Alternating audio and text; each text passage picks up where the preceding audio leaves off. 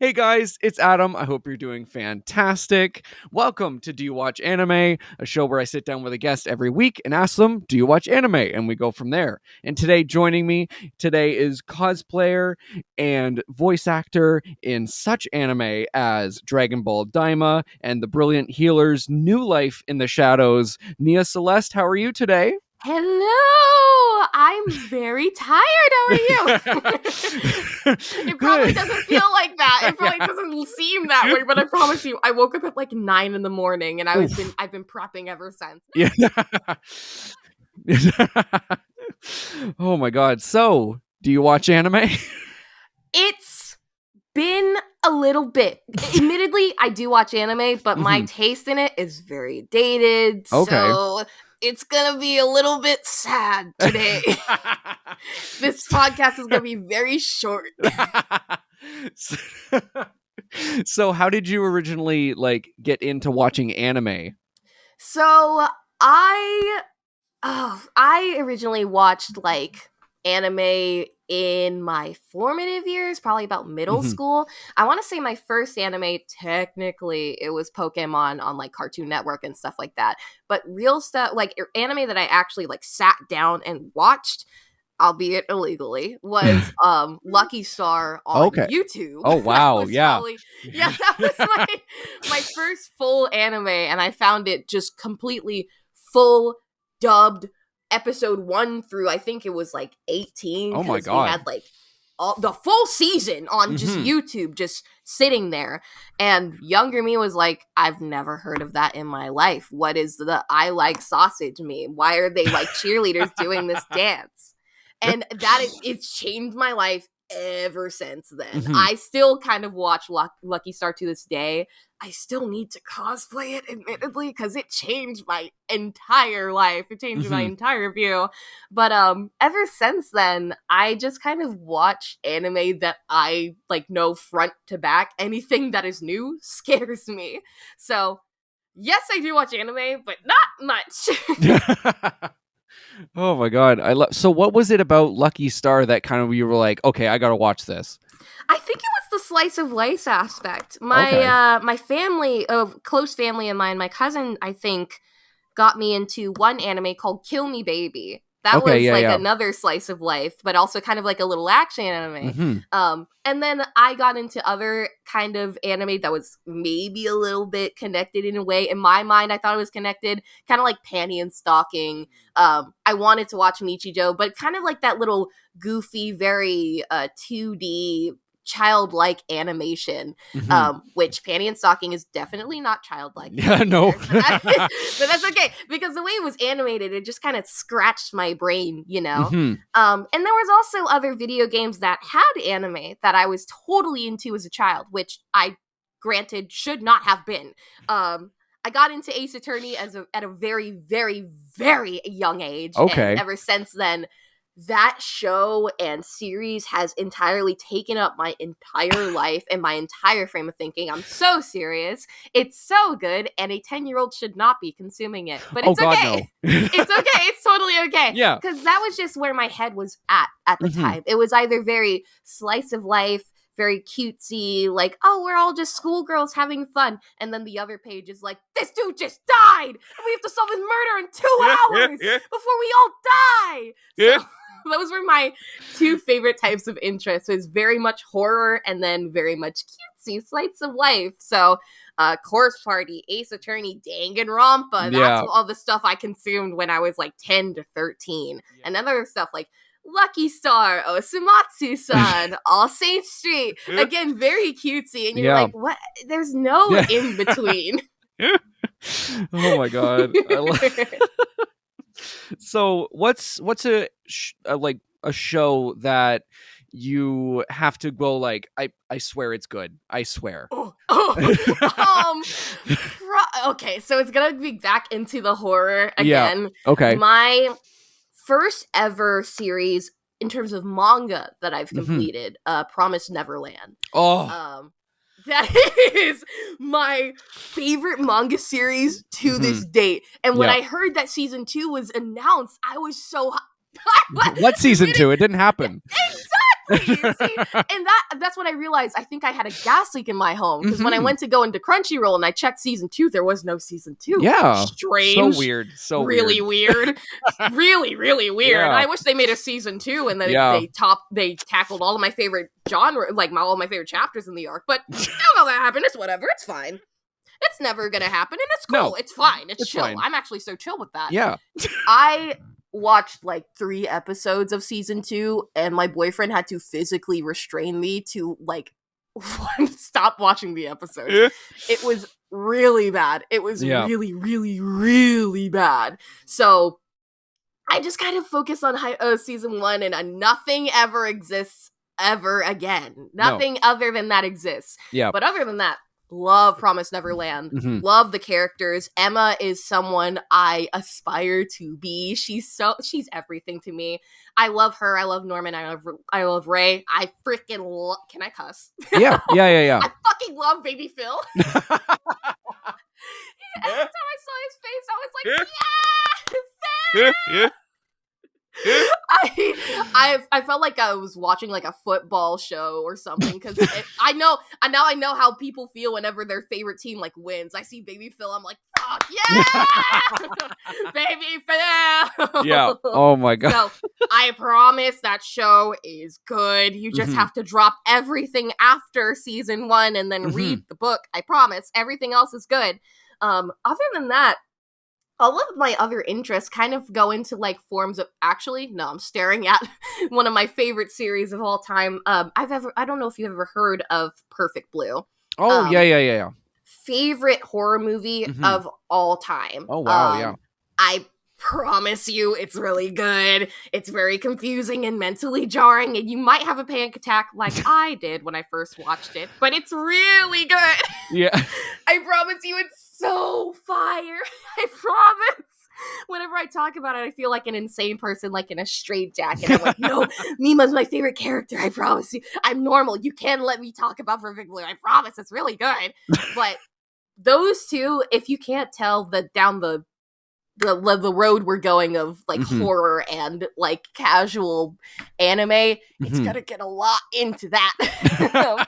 So I promise those two are really good. It takes a lot of time to digest, but it's really good. Yeah, I still think episode 1 of The Promised Neverland season 1 is one of the best episode 1s I've ever seen. Ever. Yeah. I've never been like so hooked on a series in my entire life. Yeah. I'm not a big fan of like plot twists unless they can do it right and consistently. Yeah. They did it bar for bar every single episode, and I couldn't stop watching. I was really pissed off that I couldn't put down my remote for season 1, because every single time I was like getting ready to go to bed, and I was like, okay, maybe I'll just do like 2 or 3 more episodes. And then I think there was one episode where I was in like high school at the time when I first watched Promised Neverland, but it was like the reveal of Ray knowing or like Norman knowing that Ray was like the inside mole, and I was like, oh my fucking god, I have school after this. I have to go to school tomorrow. Like I can't go to bed. I have stuff to do. And so I binged the entire series. Yeah. As you normally do. Of course. But yeah, it's so good. So as someone who's not as into horror anime, where do you think I should start? Okay. I have some recommendations. We can either get like super down and dirty, or we can get like a little bit clean.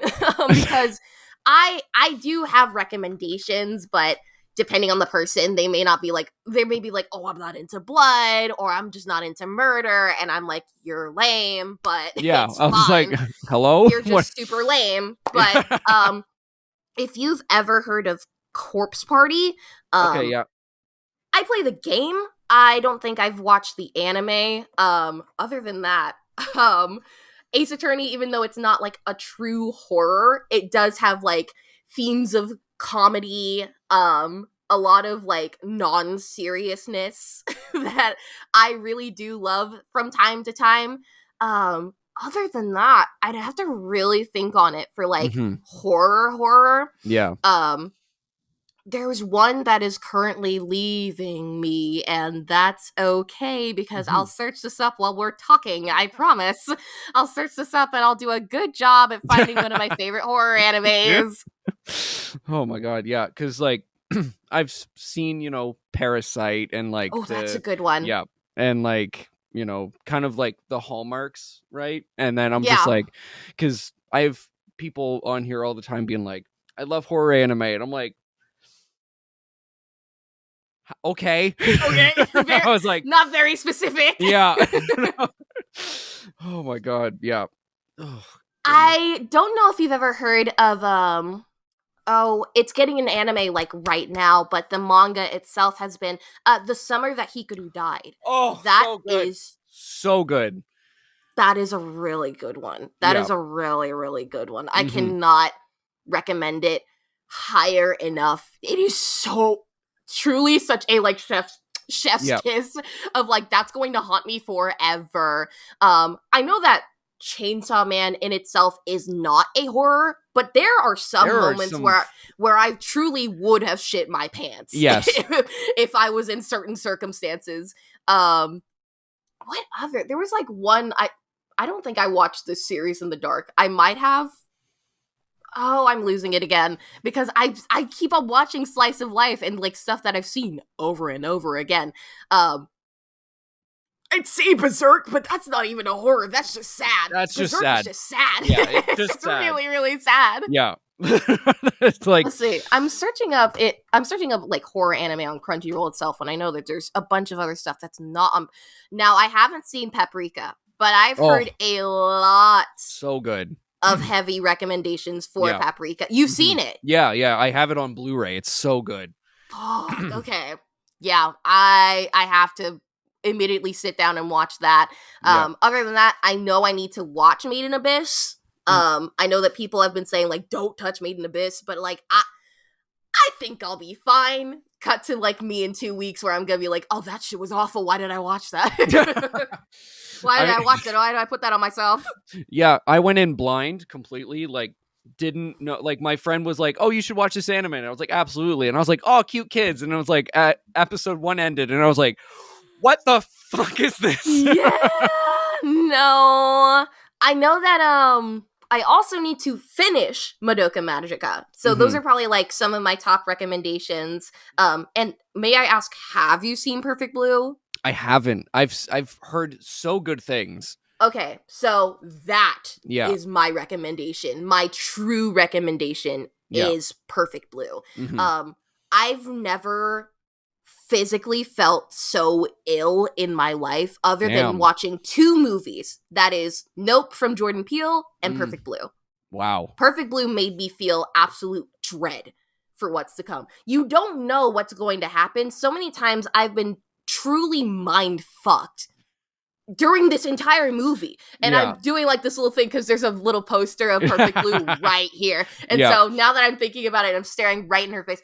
Perfect Blue is a genius masterpiece. And as an idol connoisseur, it is such a telling like metaphor of what goes on in the idol industry. A commentary is what I meant to say, not a metaphor of what goes on, even though that was made in like the 80s. And we have shows right now like Oshi no Ko, Idol Master, Love Live. Those are like current, like kind of summer slice of life, but I'd say Oshi no Ko is more of a current commentary in the first season of how idols are treated. Perfect Blue, even though it was made in the 80s, still keeps up to this very day. Damn. I think it's fantastic. You genuinely don't know what's going to happen even after it's happened. That damn thing. All right, we're back to recording. There we go. We're back. It was all me, and that was all my fault. You cannot talk about that damn series. But now to keep talking about that damn series.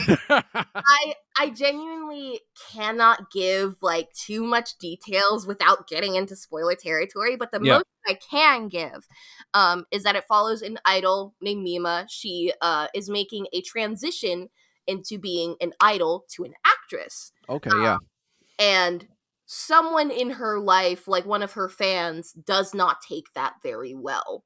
at all. Very Mm. parasocial commentary, Yeah.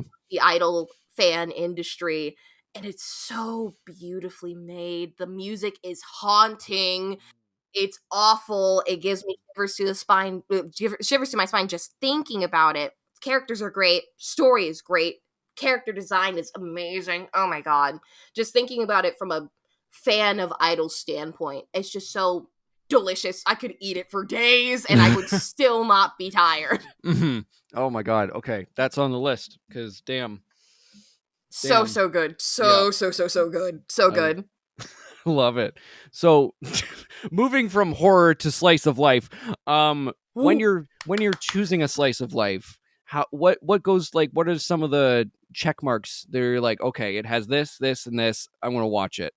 I look for character design, and I also Hmm. look for something that's a little bit unique, like something I Okay. haven't seen before.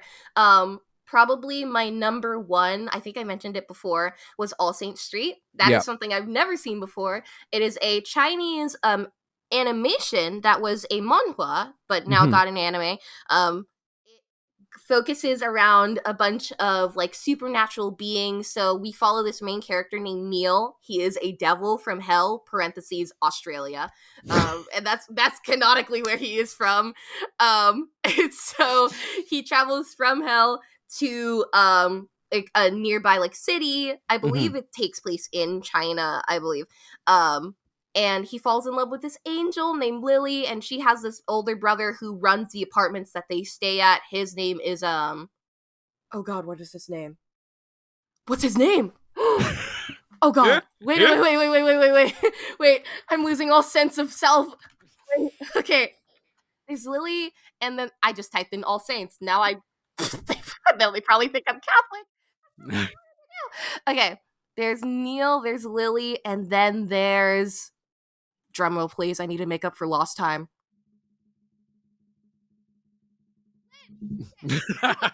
Runs the apartments, and then there's like a vampire and a zombie and just a bunch of other characters that come into there.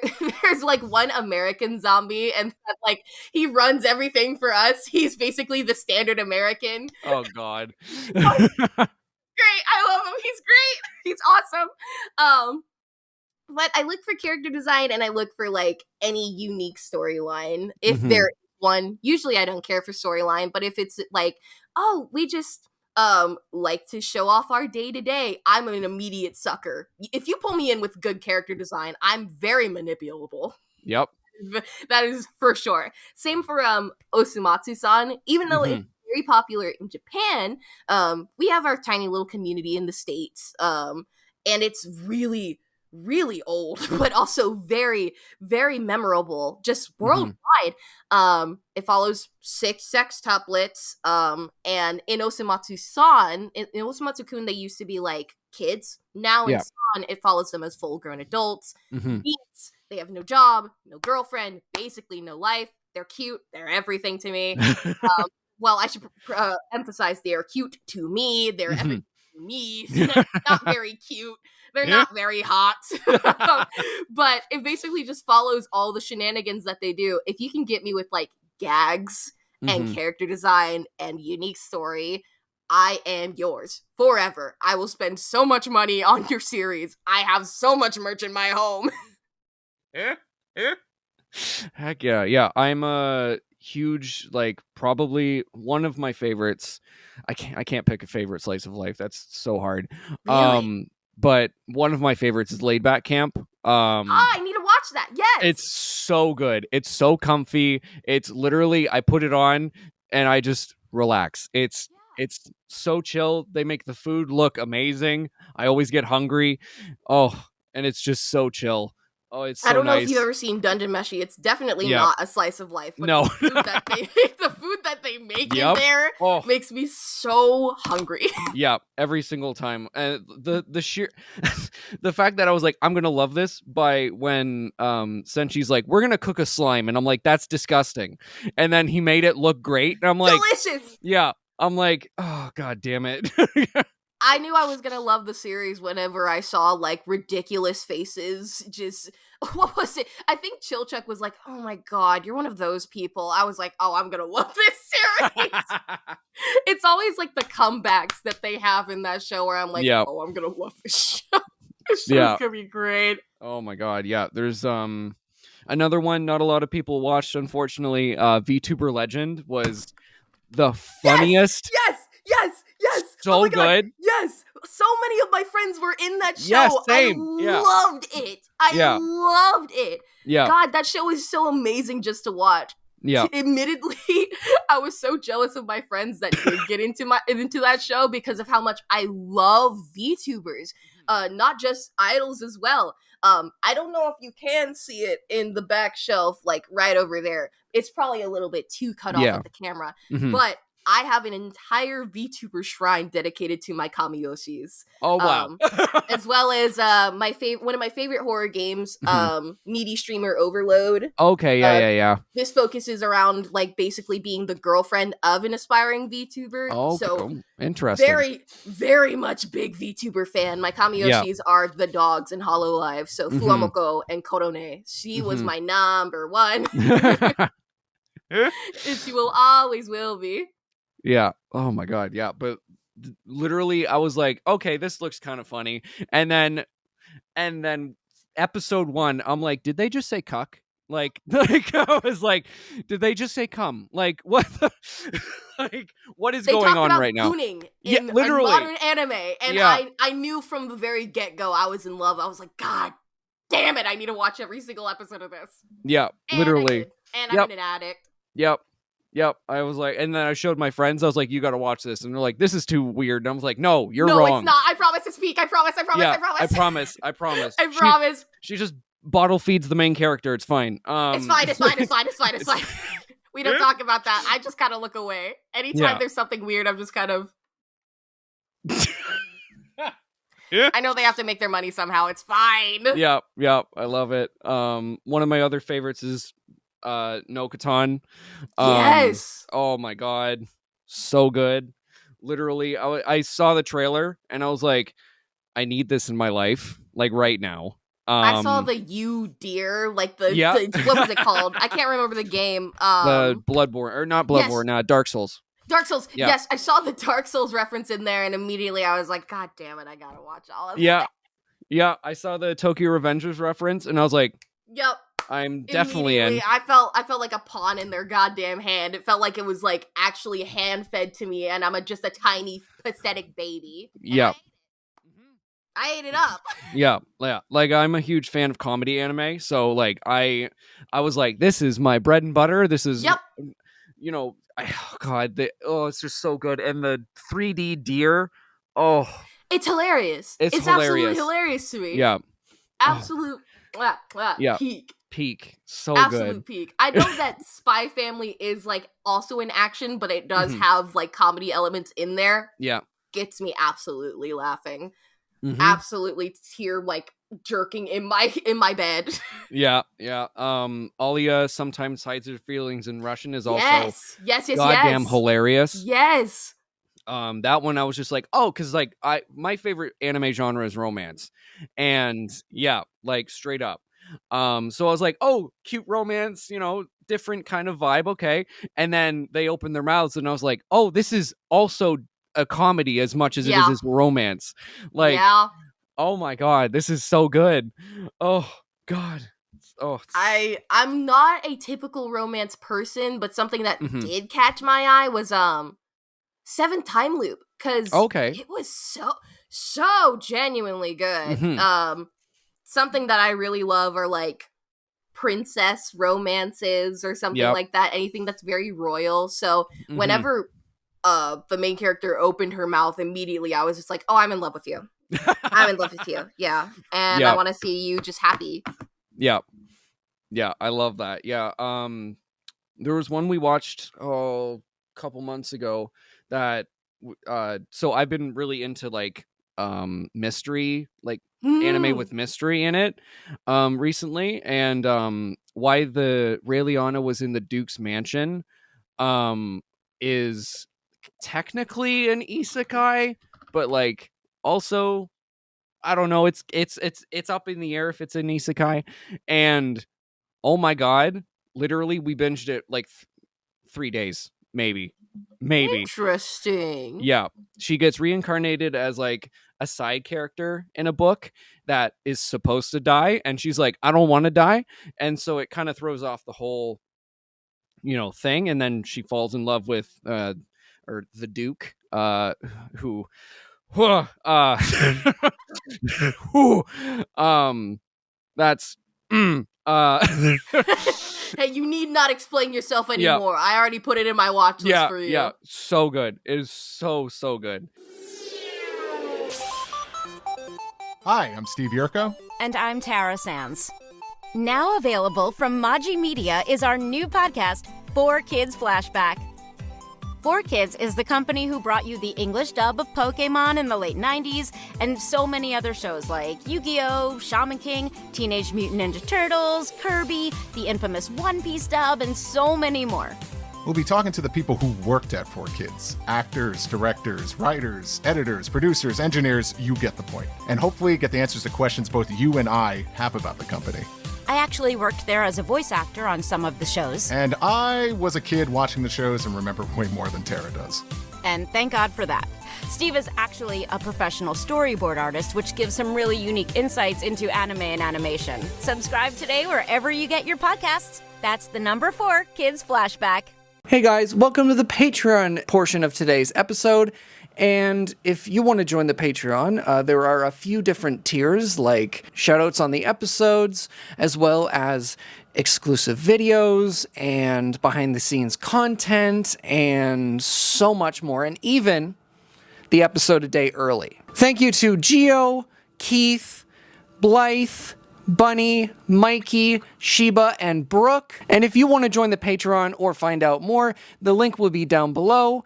And yeah, back to the episode. I used to hate Inuyasha because Inuyasha used to come after Dragon Ball, and that meant I had to go to bed and there's no more Dragon Ball. So I hated that show until my partner showed me it, and she's like, "This is my favorite," and I was like, "So peak."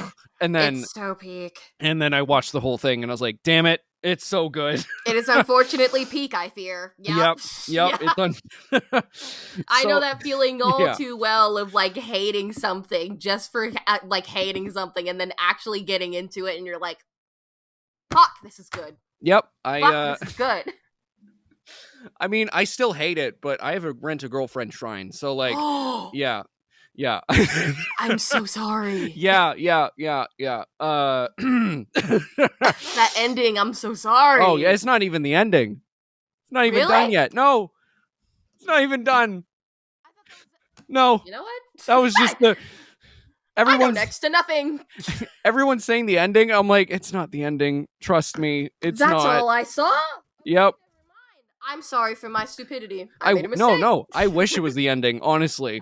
Fuck. I gave up around chapter 300, and I was like, I can't take any more. 300? Yeah. I was... we're up to 360 something chapters, so like we're almost in the 40s for volumes. Yep. Good job. And we love stories with no character growth, except for a side character. I love it. I love it. Yeah. Oh my god. Yeah. I was like, you know what? I'm done. I can't take any more of this. But I like the character design. That's about it. Character design is super cute. That's something that won me over. Yeah. Yeah, that's the one good thing about it. Hey y'all, just wanted to take a moment and talk to you guys about an incredible convention debuting this year. OzokuCon runs from August 29th to 31st, and it is located in Port Huron, Michigan. Even though this is the first year they're running the event, they have one of the biggest talent rosters in all of Michigan. Meet Griffin Burns, John Gramillion, Walter Jones, Nia Marino, Caleb Yen, and even some friends of the podcast like Ben Stegmeyer, Mauricio Ortiz-Segura, and Corinne Sudberg, plus many more. This convention is jam-packed with some amazing panels, a nearly 24-hour arcade, courtesy of Classics and Wadoka, and gaming tournaments running all weekend long, thanks to Grand Finals Entertainment. Plus, Friday and Saturday, they have some awesome after hours events. Like on Friday, they have a live production of Rocky Horror Picture Show, and Saturday, there's a rave. So to learn more and grab your tickets, go to ozokukon.com. I hope to see you there. And now, back to the episode. So, you also voiced Lily in Brilliant Healer. Yes. How does it feel to voice such a sweet bean? You see, I love Lily, and she also has her moments where I'm just like, okay. Oh, yeah. I love her so much, and whenever she gets influenced by Carmilla, I'm just like, oh my god. Yeah. We need to get you away. I love Lily. Mhm. She has so many moments where I can't stop, like, breaking down and covering my face in, like, shame because of what she does. I do love her, though. That entire show was just nonstop goofs the whole way, and I'm so thankful to be that, like, one person that does not stop being goofy. That is something that I cannot ever not do, is stop being goofy. There's not a serious bone within my body. So being able to play Lily was so much fun. Yeah. When I was talking to Eli about it, I was like, how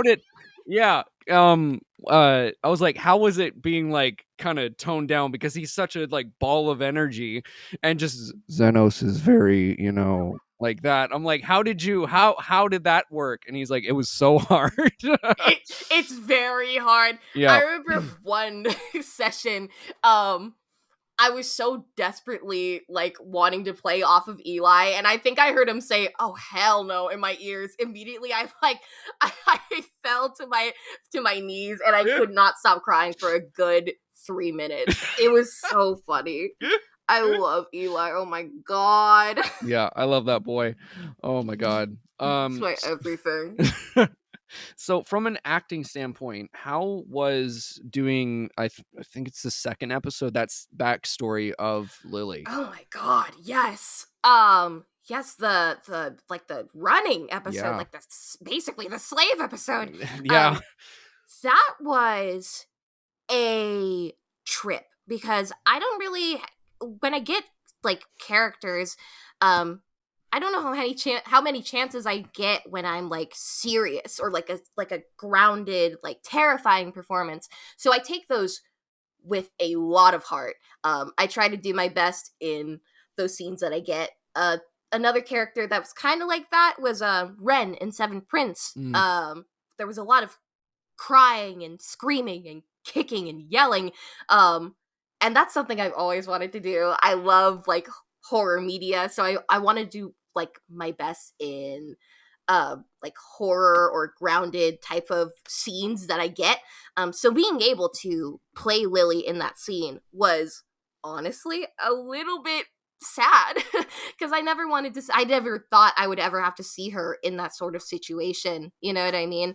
And I think also during that recording, I was like, not sick, but my throat was very much torn because I came back from out of state, and so I still had like a little bit of gunk within my body. So not only was I trying to like give it my all, I think my body was also like, hey, I think I'm dying. Hey, I think that I'm dying.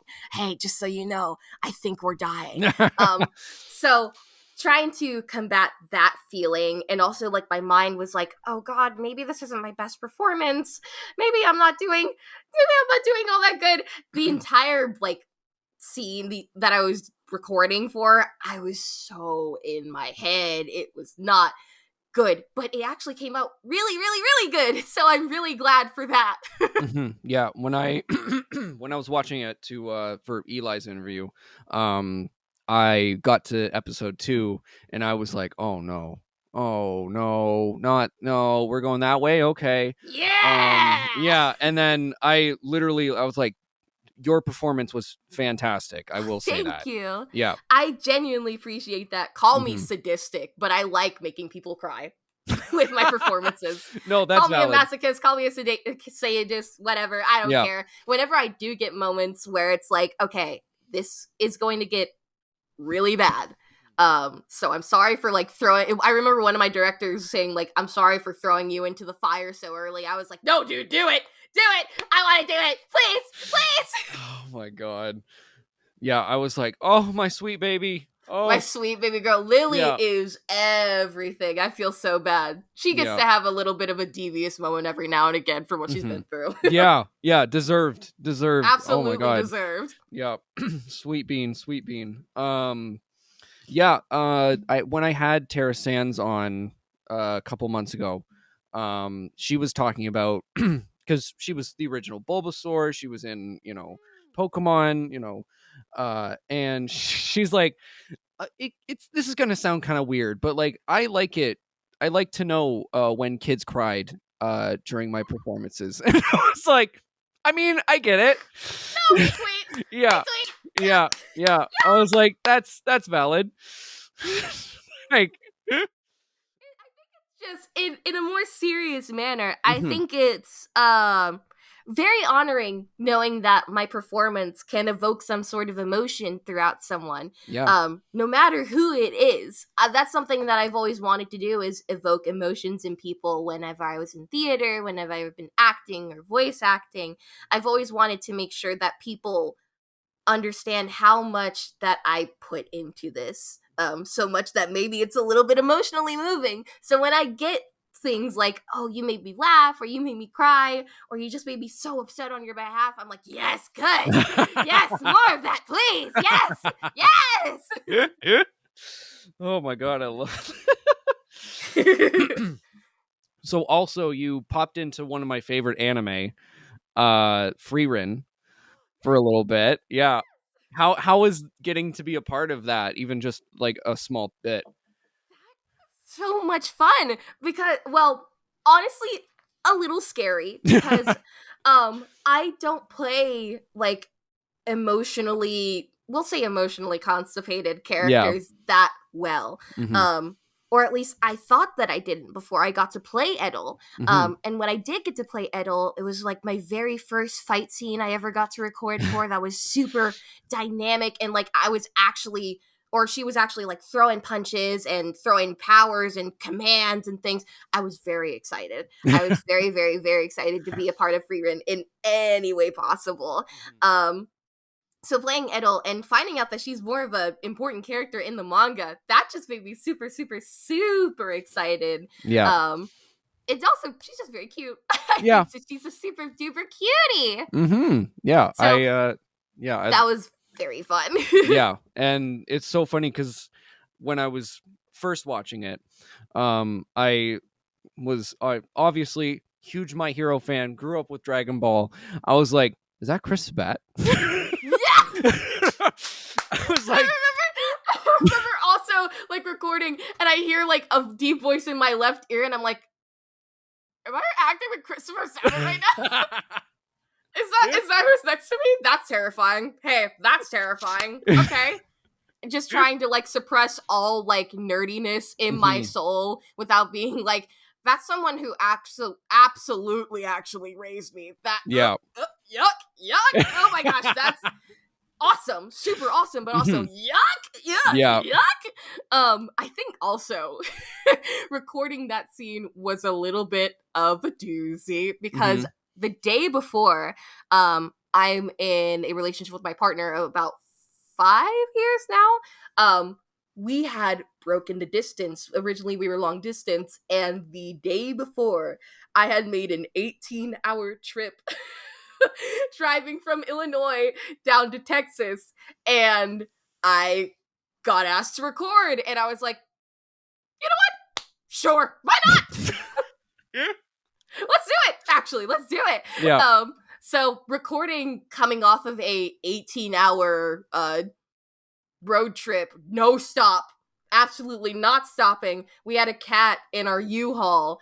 She would not stop crying, the poor thing. She was very scared, but just finally getting out of that metal box and just passing out, waking up and going, okay, back to work. Put me in the booth, put me in there. I don't remember anything that happened. I only remember being described as like very loopy, which is correct. Yeah. Very like kind of happy drunk, kind of that type of feeling, which again, very correct. I barely remember anything that happened. So I remember walking out of the booth going, oh my god, what the fuck did I do? Oh my god, what did I do? What did I do? Oh my god. Oh my god, that's yeah, I would be the same way. I'd be like, Yeah. yeah, what's a script? I don't even know what I read. All right, good work, folks. Where Yeah. am I? Where am I? Where am I? Oh my god. So you're also a cosplayer Yes. and into the idol scene. How did that come? Like, how did you get into that? So that was also one of my first animes that I ever consumed. It was called Love Live Sunshine from Okay, yeah. the beloved Love Live series. Mhm. I didn't really touch the first series or the first season at first, but how I did get into that was a bunch of like idol stuff. I remember being asked like, "Hey, do you want to do like this little performance at a convention that I used to frequent? I think it was Anime Fest." Yes, that sounds about right. Anime Fest in Texas. That was my first ever performance, and it honestly kind of felt like a drug performing. It just made me felt very happy, very active. Eventually, I transitioned from Love Live to Idolmaster. Or no, I'm sorry. There's a gap in between that. From 22/7 to Idolmaster. Okay, yeah. Fun fact, I was a part of the first full cosplay group of 22/7, and we got to be noticed by some of the seiyus in Japan, Oh, which wow. was such a humbling feeling. I remember Sally Amaki found some of my friends and was like, oh my gosh, I've seen you on like social media before. And I was like, oh my god, that's so awesome. That's God so damn. cool. That is so awesome. That is so cool. So for a couple of years, I got to travel throughout Dallas and perform at a bunch of little conventions, stuff like Idolmaster 22/7, not Love Live, not like exclusively, but sometimes. Sometimes also Vocaloid, just a lot of J-pop, themes of Japanese idols. And that was a good chunk of my life. I want to say from middle school to my senior year, probably even like my freshman year of college. Okay. So that was something that took a lot of my time. And I had to put that on pause when I was pursuing voice acting and getting my nose to the grindstone, which I'm still doing. But now that I'm taking a little bit of let's say a little bit of pressure off of myself, I want to focus on like more idol activities, performing again, maybe even emceeing for idol stuff. Because idols, that's what I love. As much as I don't do it anymore, I still miss it. And it's something that is always going to be a part of my life. Yeah. So what's your favorite part about kind of performing? Oh god.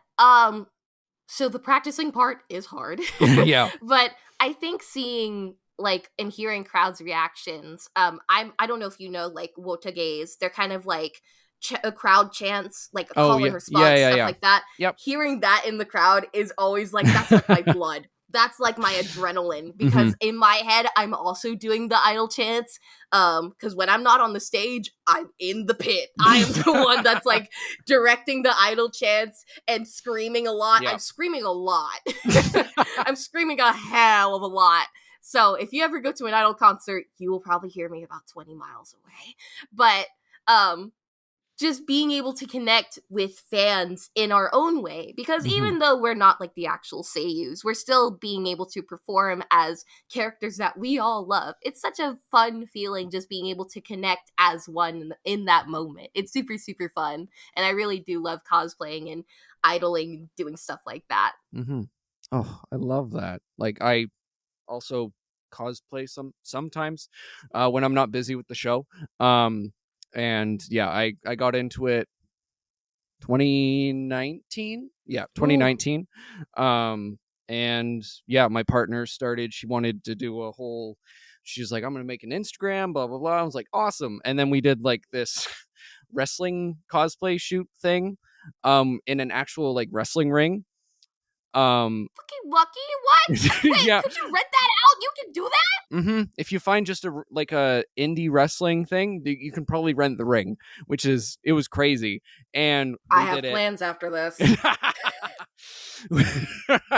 we did the shoot, and I looked at her and went, yeah, I want to do that again. Yeah, it's so much fun. Yeah. Photo shoots are probably some of my favorite parts of cosplaying is like finally getting the outfit together. And usually I don't like cosplaying alone. So I have a bunch of friends that we cosplay the set together, or like a duo, a pair, a trio, whatever.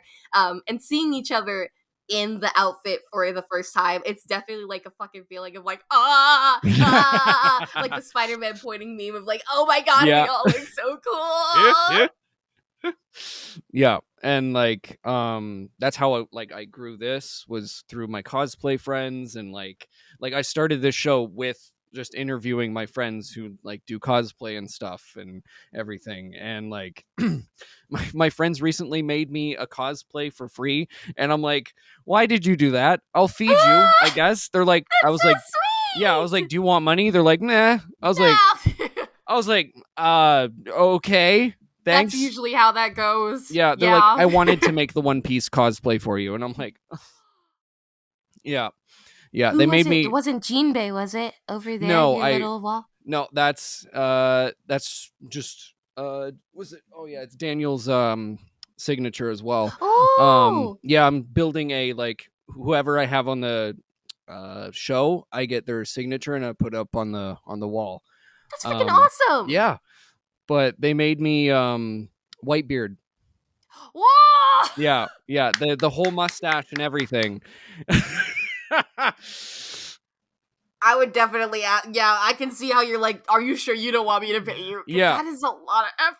Yeah, the jacket, like, it's insane. Like, yeah, the mustache is ridiculous. Like, it is. Hold on, let me see if I have an actual... Please, I want to see it. Please. All right, let's see.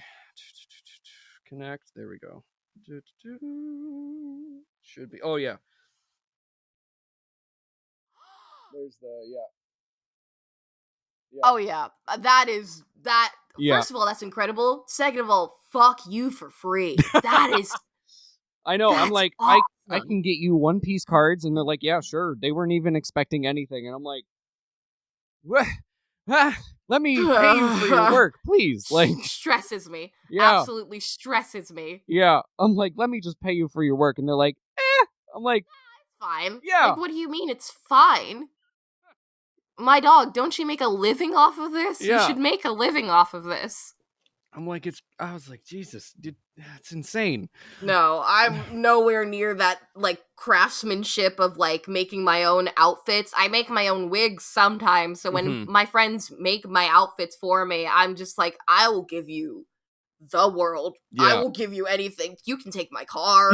You can take my bed. You can take anything. I'll pay your rent. Yeah. I'll do just about anything. Yeah, straight up. And like, yeah, it's I usually just buy it because, again, I have friends who like compete and everything, and I'm like, no, thank you. I can barely I don't know how to use a hot glue gun, so No, yeah, I'm starting to learn to sew soon, and that shit is terrifying. I don't know how people do that. I don't know. No, one of my friends literally sews all of her cosplays, and I'm like, that's how do you? Incredible. Yeah, I'm like, how on earth? I don't even know. No. I don't know. I just have people do the work for me. Yeah, thank you. Thank you. Thank you so much. Oh my god. So, what has been kind of the biggest lesson you've learned since you started voice acting? I think the biggest lesson that I've learned is not to compare myself. And also that delays will happen, but not denials. Because I always thought that I was going to get like into voice acting when I was like 30, probably 35, maybe even 50. I did not think that I would be able to make it here at the age that I am today. Especially accomplishing like getting into Dragon Ball when that was like my lifeblood when I was younger. Just kind of kind of taking it in stride. So trying to be patient and not to compare myself, because everyone will have a role that someone else will want. But also we all have a role that someone else will want. I know that is especially true with some of my friends in VTuber at the time. I was like, God, I want to be in that show so bad, but I didn't even know that there was a Dragon Ball sized meteor headed towards my head in like 6 months or however long it was in that time of like, I don't know, maybe I'll get a big role and just poof, boom. So definitely be patient and also don't compare yourself. You are your own person. You're going to hate yourself if you compare yourself to everyone in the industry. That is not healthy. It is definitely not healthy, and you should always be kind to yourself because this job can be very harsh and cruel. Yeah. So be very kind. Yeah, totally. So how did you get into acting in general? I always knew that I always wanted to be an actor when I was a baby. When I was just a little tiny little baby. I knew that I wanted to be an actor, but eventually I kind of developed a stage fright of sorts of wanting to be physically on the stage. So eventually I kind of like reverted into myself and I went like, you know what? It's fine if I don't act. I'm sure I can find something. And then I remembered that anime existed and I was like, probably make money off of it. I'll do it if I can. And eventually I got into like little comic dubs that I did in my room. I did like little group together like voice acting sessions with other friends that I met online. Just trying to make our own little communities, and eventually I just kind of went off on my own way to start a career from it. Which I did not think was possible. I thought you had to be like 38 and had a mortgage to be a voice actor. Not true. Very not true. Very much not true. So eventually when I did get to start working in Crunchyroll, I think that's the right term of phrase. When I started working with Crunchyroll, I was very surprised. I was very shocked, but very happy, obviously. Very pleased that I got to work with Crunchy and be in all the shows that I'm in today. So I started with theater. With all that yapping to stay, I started with theater. And just started kind of going off on my own, and eventually I got picked up by the gracious anime gods. I love it. So, what's kind of a dream genre of anime that you would love to voice in? Oh my god. Okay, that is a great question because I was just thinking about it the other day. So I know I talked about it before, but this is a psychological horror game called Needy Streamer Overload. I would love if it got an anime, if it got adapted, anything that's kind of like basically my own previous interests. So I know that Toby Fox is currently working on Deltarune right now. I just finished chapters 3 and 4 as soon as they came out. Absolutely stunned me, absolutely floored me. I would love to work with him one day. Maybe like stuff like Omori. It's all a bunch of horror stuff that I'm about to talk about, like Doki Doki Literature Club, Omori, Needy Streamer Overload, things like that, where the narrative is just so fucked. It's just so fucked up. Everything is so fucked up. There's also a series that I recently got into called Alien Stage. I'm holding a little photo card holder because I spent so much money on this series. It is a online like fan made series made by two women, where essentially the best way I could describe it, how I always describe it, is imagine like a music battle royale, so like a musical version of Squid Game, mixed in with The Promised Neverland. That's the best way I can describe it. I love it. The songs are great. Character design is amazing. The background is crazy. The narrative is fucked. It's something that I love. Yeah. So even getting a chance to work with the official creators or series like that would be a dream. And also Ace Attorney, and also Perfect Blue, if that ever got a thing, like, in current times, but realistically, yeah, I'd say, like, anything horror themed, that would be freaking awesome. I would love to be a part of something that's, like, truly horrific in nature, not like, oh, I want to haunt people. I want to scare people to sleep. Just gonna clip that. Do it! Put it on Times Square! Yeah. So, what's a moment in your career, whether it be voice acting or idol stuff, that you realized kind of I'm meant to be here? Oh God. Probably if I can do both. Yeah. Probably in my idol times. Mhm. There was probably the biggest performance I've had in my entire life. It was about oh Jesus, what year is it? 3 or 4. Yeah. It was my first time performing with a full group, like tail end to tail end of the stage. There were about, I want to say, 12 to 13 people Wow. on that stage, and we were all able to fit in very perfectly. We all had our own little square, and being it was my first time ever playing, like, the main character in an idol anime series, whatever. Mhm. Usually I'm one of, like, the other characters who's not the main center, but being able to play, like, the center, it was magical. Just seeing just this sea of pen lights from everyone that has been, like, so excited to see not just us, but all the other idols performing at that show that entire day. It was freaking magical, and that's when it's always when I always knew that I wanted to perform, but seeing those pen lights in that moment and hearing the cries in that crowd, I knew I wanted to do it over and over and over again.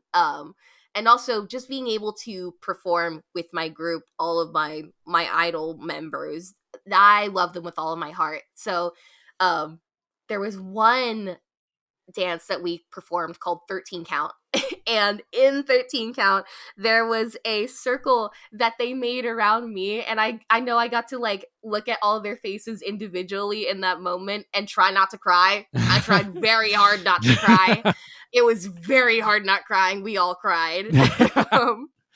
But having our little final bows together, that's usually the moment of, like, God, I could do this forever. And I would not be pissed or sad in the slightest. I would have no complaints. That would be, like, my absolute dream, was to do idol stuff and voice acting stuff on the side. Now for voice acting, I don't really know. Truth be told, I kind of have those moments over and over again of, like, this is what I've always wanted to do, and this was what I was born to do, I dare even say. I want to say probably seeing myself on screen for the first time, and being able to show my mom, because she's, like, my biggest cheerleader. She always wants me to have her be my manager, and I tell her, no, you cannot do that. That is how true crime happens. That is literally how true crime happens. You cannot be my manager. Yep. But being able to finally show her the, like, fruits of her and my labor, of our effort combined, and just seeing her so happy in that moment, I was so beyond the stars. And just knowing that this is something that I can do and repeatedly do, I knew that I wanted to continue it for as long as I can. Mm-hmm. Oh, I love that. Yeah, my mom's the same way. She's like, I should be your manager, and I was like, no, yeah, listen, I like our relationship. Let's not do that. Exactly. I love my mom so much, but every time she's like, yeah, you could let me be your manager, and I could be, like, just standing behind your table, I'm like, no, girl. No. Yeah. Don't even think about it. Yeah. That's a funny joke. Yeah. My very first con I ever had, like, meet and greets at, she came to support me, and like the whole family did. And she's like, grab me those business cards. I was like, oh, Yep. okay. And she just started handing them out. I mean, a voice actor did come up to my table and was like, some lady handed me this business card, and I was like, oh God. No, I'm the same way. My first con, my mom got acquainted with all the voice actors before I did. And I go into the artist alley and someone was like, oh, hey, I saw your mom. What the Oh. girl? I should run out of here. I want to go home. Are you kidding me? You're telling me that all the artists and the vendors are besties with my mom before I can even click? Oh, yep, I feel that. I want to die. Like, oh my god. Yep. Moms are your biggest fans and also your biggest enemies, and I stand by that. Yeah. I stand by that. Yeah, there was one thing. These two people walked by, and she's like, they have colored hair, they watch anime, and I was like, you can't just make that assumption, mother. This is not wrong. I know. Assumption. I know. You can't just say that. Yeah. Not that you're incorrect No. in that statement. Yeah. And I'm just like, oh God. That is so, oh my god. Yeah. And then I had to tell her that the voice actor came by, and she's like, see, I work. And I was like, that's not. For good or for bad, yes, you do work. Yes. I can work. Yeah. Oh my god. Oh God. That's when you hit them, so maybe do your actual day job. You are not paid to do this. Oh my God. Oh, mothers. Yeah, Oh, literally. mothers. Oh God. We love you, mothers. Yep. On that lovely note, thank you so much for being on. Of course. It was wonderful to be on here. Thank you for having me. Of course. Where can the lovely people find you? You can find me on my social media. We have my actual website that's more professional. We have nia-c-vo.card.co. I think that's it. That might be it. And then the other ones, the goofy ones, are This Piece of Trash on Instagram and Teapot Cause on Twitter. Yes, those are my actual names. Yes, those are my actual names. Great. More memorable. Yep. What can I say? It's true. My God. All right. Follow them down there. And you can follow me at Corky Cosplays on Instagram, Adam Corky everywhere else. Subscribe to the Patreon. You get exclusive videos as well as the episode a day early. And yeah, I'll see you guys next week. Bye-bye. Bye-bye.